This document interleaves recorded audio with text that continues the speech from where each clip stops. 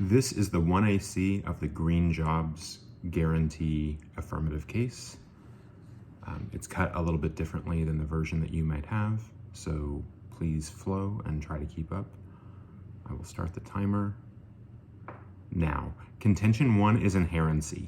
Even though a federal jobs guarantee is popular with the public, we do not have one. This is Porter in 21. The market alone cannot give workers a square deal. Some policymakers are reconsidering a policy tool not deployed since the Great Depression to have the federal government provide jobs directly to anyone who wants one. Senator Cory Booker introduced bills in 2018 and 2019 to set up pilot programs in 15 cities and regions that would offer training and a guaranteed job to all who sought one at federal expense. Both efforts failed.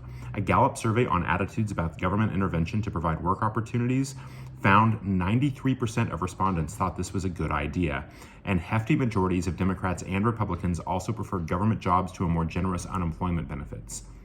Therefore, the plan, the United States federal government should create a green jobs guarantee. Advantage 1 is climate change. The newest research concludes that climate change is being driven by human activity. This is Ionescu in 23.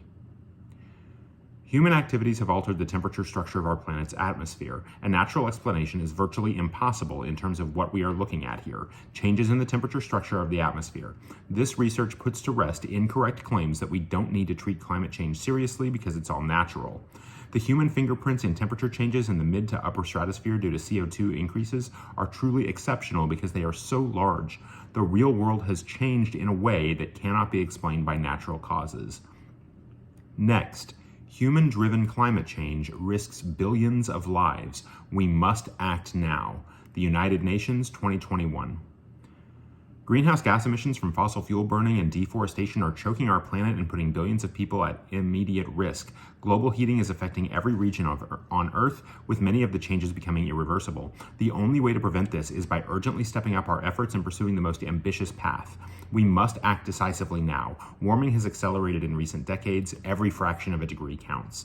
We owe this to the entire human family, especially the poorest and most vulnerable communities and nations that are the hardest hit despite being least responsible for today's climate emergency. Without deep carbon pollution cuts now, the 1.5 degrees Celsius goal will fall quickly out of reach. Next, a green jobs guarantee is a necessary step to solving climate change and the economy, opening the door to more action. This is Prakash and Meyerhoff in 18. We should be working quickly to avert climate change catastrophe and transition to an inclusive, fossil-free economy. Now is the time to embrace a bold political vision that addresses climate change while working to end racialized economic inequality. A centerpiece of that vision is a federal jobs guarantee, a policy through which the government directly employs anyone who wants a job but doesn't have one. The next few years may be the only ones we have left to avert catastrophic global warming. A climate jobs guarantee might be the last and best hope to quickly marshal public support and resources behind climate action.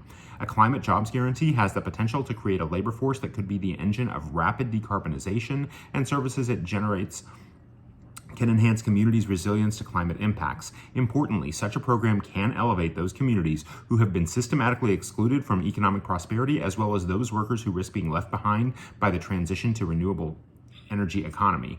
The climate jobs guarantee offers an opportunity to strike down one of the deepest fissures on the left, that between some labor and environmental activists. By hammering home the message that we can put Americans to work solving the climate crisis, we can help in the fallacy that has long undercut our ties with labor and other allies, that access to good-paying jobs is incompatible with the well-being of our planet.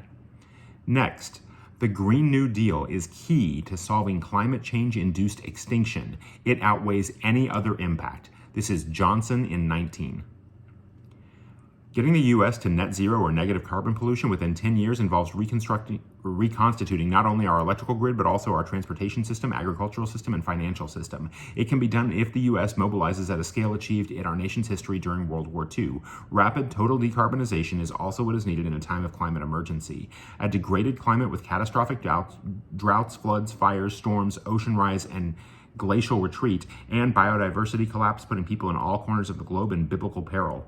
If humanity does not end the burning of fossil fuels and reverse deforestation, the possibility that it will share the fate of the vast majority of all species to have existed on this planet, extinction, is unreasonably high. The price tag of insufficient action is potentially infinite, since catastrophes that would cause human extinction remain too plausible to ignore.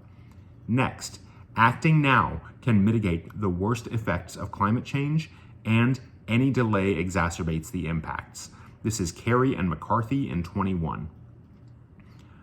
Bold and timely climate action towards net zero will help the United States and the world avoid the worst impacts of climate change and provide a transformative boost to the U.S. economy and the health and well-being of all Americans. Reductions in fossil fuel combustion and reductions in non-CO2 emissions will improve air quality and reduce the dangerous risks of climate change. The expansion of new industries will create high-quality jobs, maintaining economic competitiveness, and enable substantive, broad-based economic growth. U.S. action will have a positive spillover effect, including driving down the cost of carbon-free technologies and reducing the costs of climate-induced disasters and conflicts around the world. The longer action is delayed, the faster the transition must be, potentially causing severe disruption. Delay incurs more severe consequences and a higher likelihood of reaching catastrophic damages or tipping points and potentially irreversible ecological impacts. Advantage 2 is inequality. Inequality has reached an all-time high in the U.S. This is BOM in 23. The U.S. in recent decades has achieved greater economic inequality. Advancing economic inequality has been a bipartisan undertaking. The actions of both the Democrats and Republicans have increased economic inequality. Many people owe more than all of what they are worth. Many people owe more than all of what they own is worth. They have negative wealth. Next, inequality creates structural violence, causing more deaths annually than war. This is Lee in 16.